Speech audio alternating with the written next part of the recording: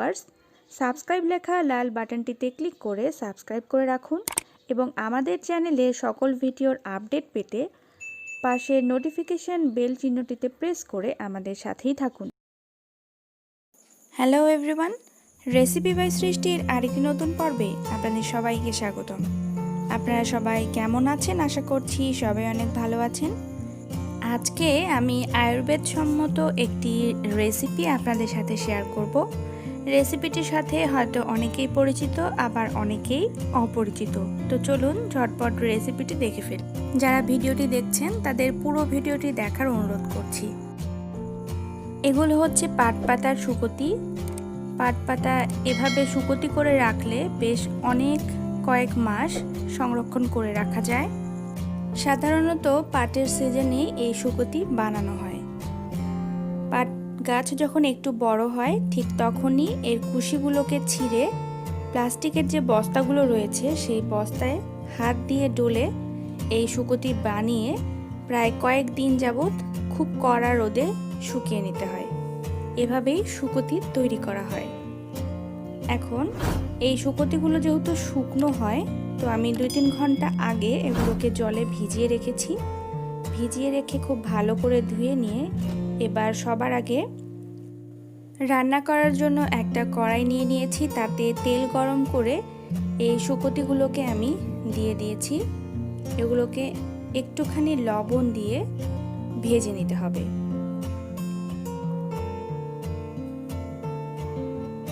খুব অল্প পরিমাণে লবণ দিতে হবে, কারণ রান্না করার সময় আরেকবার লবণ দিতে হবে, তাই সেটা মাথায় রেখেই অল্প পরিমাণ লবণ দিলে পরেই হবে।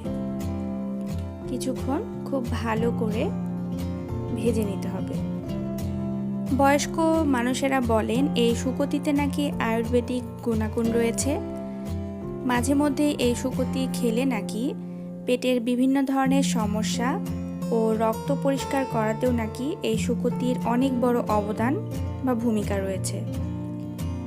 এবার শুকতিগুলোকে আমি খুব ভালো করে ভেজে নিয়েছি, তাই ভাজা হয়ে গেছে। এবার আমি শুকতিগুলো তুলে নিচ্ছি, আর বাকি রান্নাটা আমি এই কড়াইয়ের মধ্যেই করে ফেলবো। আর ওই একই কড়াইতে রান্নার জন্য তেল দিয়ে দিচ্ছি, আর তেলটা একটু গরম হয়ে আসলেই ফোড়ন হিসেবে দিয়ে দিচ্ছি রসুন কুচি, কাঁচামরিচ কুচি আর পেঁয়াজ কুচি। রসুন, কাঁচামরিচ আর পেঁয়াজগুলোকে খুব ভালো করে কিছুক্ষণ ভেজে নিতে হবে।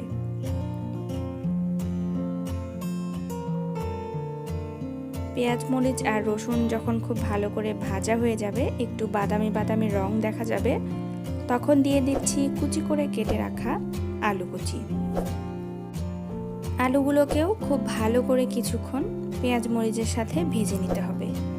রান্নাটা খুবই ইজি আর খেতে কিন্তু সুস্বাদুই লাগে। একটু অন্যরকম স্বাদ যদিও হয়, তবুও খেতে কিন্তু ভালোই লাগে।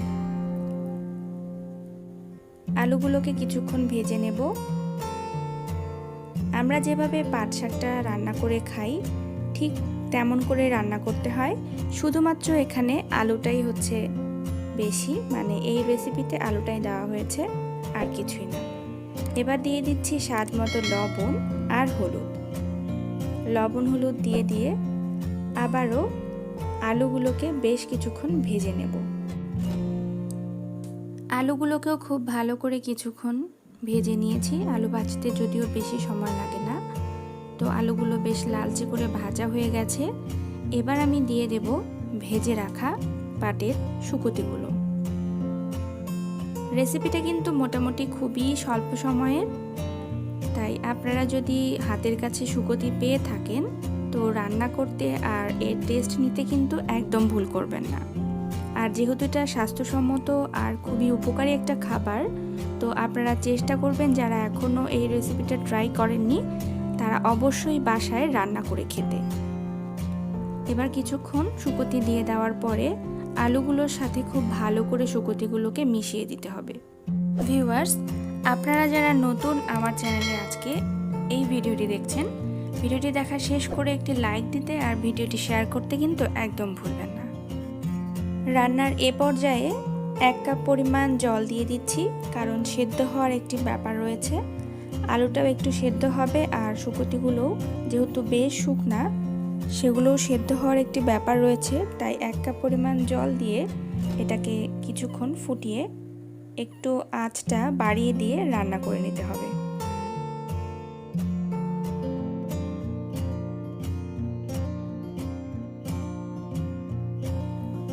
জল দিয়ে দেওয়ার পরে কিছুক্ষণ খুব ভালো করে ফুটিয়ে নিতে হবে। এ সময় খুব একটা বেশি নাড়াচাড়া না করলেই ভালো।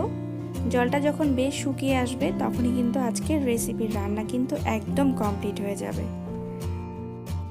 এখন দেখতে পাচ্ছি জলগুলো বেশ শুকিয়ে গেছে আর তেলটাও উপরে ভেসে উঠেছে। তো রান্না কিন্তু আমার এখানেই শেষ। রান্নাটা করা খুবই সহজ আর খুবই ইজি। তো ভিউয়ার্স, আপনারা কিন্তু কেউই মিস করবেন না এই রেসিপিটা বাসায় ট্রাই করতে। এবার চুলার জালটা অফ করে দিয়ে কড়াইটা নামিয়ে নিতে হবে।